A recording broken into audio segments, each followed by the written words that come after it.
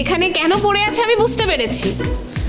এই যে তরিতা, ও প্ল্যান করেছিল সবার সাথে দেশের বাড়ি যাবে, তাই জন্য ও ব্যাগটা সরিয়েছিল। কি তরিতা, আমি ঠিক বলছি তো?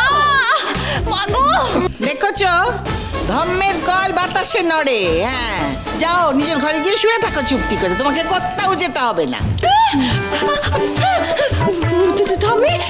তাহলে এই ব্যাগটা তোমাকে ভাবতে হবে না সে কথা, তুমি গিয়ে শুয়ে থাকো ঘরে, যাও।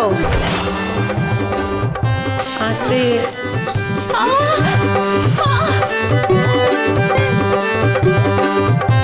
অনিমেষ শোনো, হ্যাঁ ঠাম্মি, তুমি এই পুজোর সামগ্রীর ব্যাগটা ঈশ্বরী তলায় পৌঁছে দিয়ে আসবে। আমি? হ্যাঁ। আচ্ছা ঠিক আছে ঠাম্মি।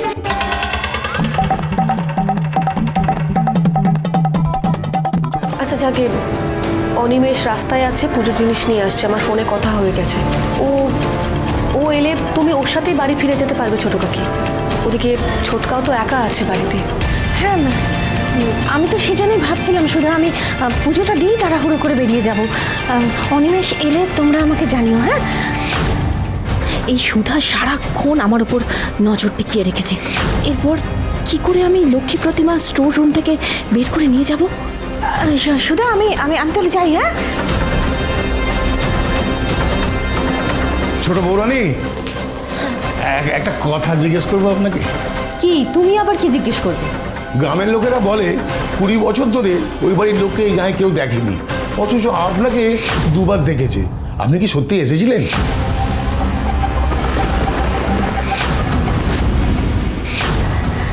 কি যে বলো তুমি! আমি এই শহরেই ছিলাম না, আমি আসবো কোত্থেকে? গ্রামের লোকেরা কাকে বলতে কাকে দেখেছে আর তুমি আমাকে বলছো? ও, তাহলে অন্য কেউ হবে। অদ্ভুত আজগুবি কথা বলো। সত্যি বদিমণি, ও নতুন বদিমণি, অনিমেষ দা না অনেকক্ষণ পুজোর জিনিসপত্র নিয়ে চলে এসেছে। ও আচ্ছা ঠিক আছে, তুমি ওকে চা দাও, আমরা আসছি। আগে আগে। দেখি সব ঘরের তালার চাবি আছে, কিন্তু এখানকার তালার চাবিটা নেই কেন?